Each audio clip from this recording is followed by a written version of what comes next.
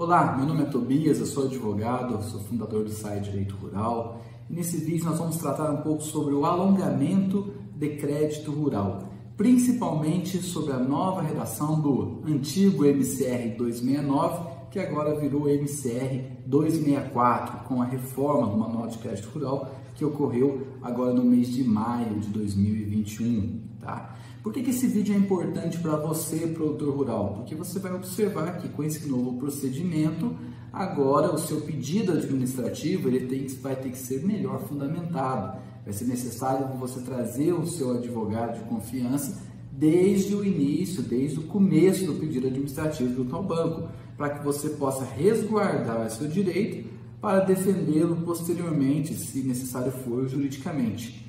E por que você, advogado, deve assistir esse vídeo, que é importante para você? Porque nós vamos trazer uma dica muito valiosa de como que nós vamos trabalhar essa questão do MCR 264, a partir de agora. Bom, vamos contextualizar um pouco e vamos entender o que é essa principal diferença que aconteceu. O MCR 269 dizia o seguinte: independente de consulta ao Banco Central do Brasil, é devida a prorrogação da dívida aos mesmos encargos financeiros antes pactuados em instrumentos de crédito, desde que comprovem a capacidade de pagamento mutuário. Essa era a antiga redação. Naquele tempo, então, estava bem claro na jurisprudência, na doutrina, de que é devida a prorrogação de dívida. Então, se o produtor rural pleiteasse a sua prorrogação e provasse, estava certo essa prorrogação. Bem, o MCR 264 mudou. E como é que ficou agora a nova redação?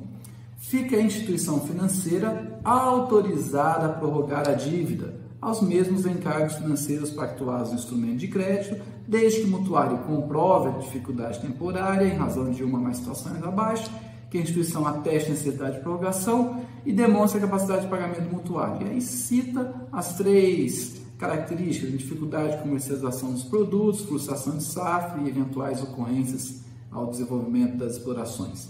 Bem, o ponto importante que eu quero destacar nessa nova redação é essa palavra autorizada. Tá?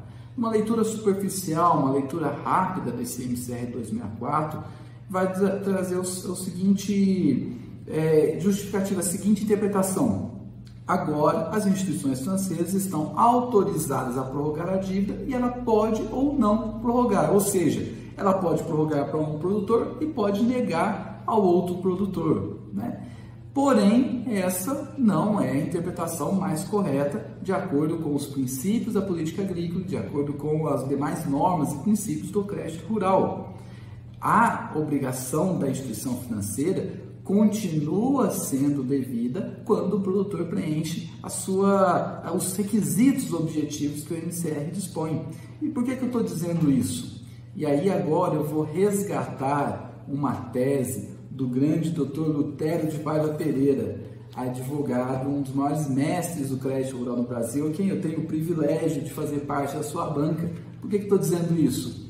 Porque lá em 1997, nessa obra, Securitização em Crédito Rural, o Dr. Lutério trouxe uma situação que nós vamos aplicar exatamente nesse caso. Vamos entender um pouquinho por que eu estou trazendo essa obra. Em 1994, na época da implantação do Plano Real, havia um endividamento muito grande na agricultura, muito dele decorrente do Plano Collor, de vários planos econômicos ali e tudo mais. E naquela época o governo federal editou a Lei 9.138/95, a tão famosa Lei da Securitização, Lei do PESA. Se você é um advogado mais antigo, se você era um produtor rural naquela época, certamente vai conhecer essa lei, porque a maior parte dos produtores rurais aderiram a essa securitização. E o que estava escrito no artigo 5º dessa Lei 9.138? Olha só: são as instituições, os agentes financeiros do Sistema Nacional de Crédito Rural autorizados a proceder ao alongamento das dívidas originárias de crédito rural contraídas pelos produtores em relativas operações, e por aí vai. Bem, veja que aqui ele traz a redação do artigo 5º, traz a mesma palavra, autorizados.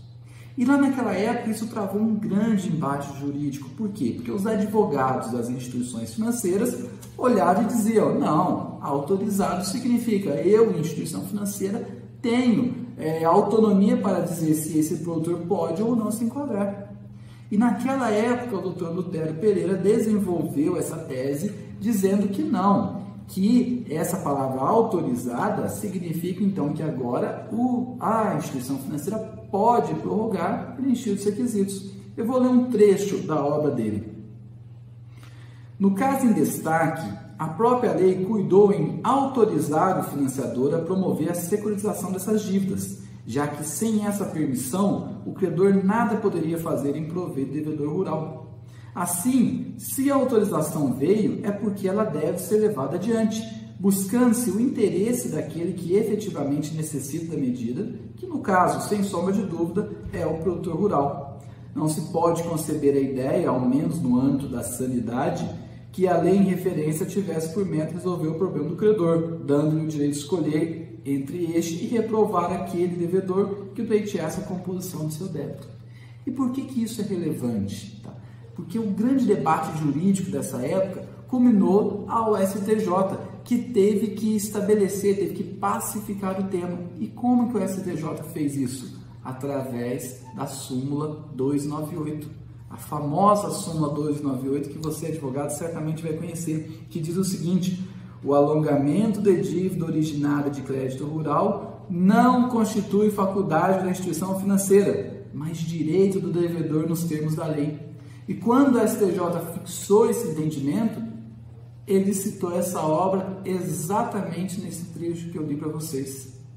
Então, qual é a dica valiosa que nós estamos trazendo para você, advogado? Você vai fazer agora o pedido de alongamento de crédito rural do seu cliente? Traga os conceitos da súmula 298, traga os conceitos daquela lei 9.138 agora aqui também nesse pedido, porque a instituição financeira não é facultada a escolher este ou aquele devedor, mas se o produtor rural preencher todos os requisitos, a instituição continua sendo obrigada a prorrogar o seu crédito rural. E a dica para você, produtor rural, é a seguinte: agora, quando você for fazer o pedido, não basta um simples pedido. Fundamente, vá até seu advogado de confiança para que esse pedido seja o início de um pedido correto, para que você possa garantir o seu direito.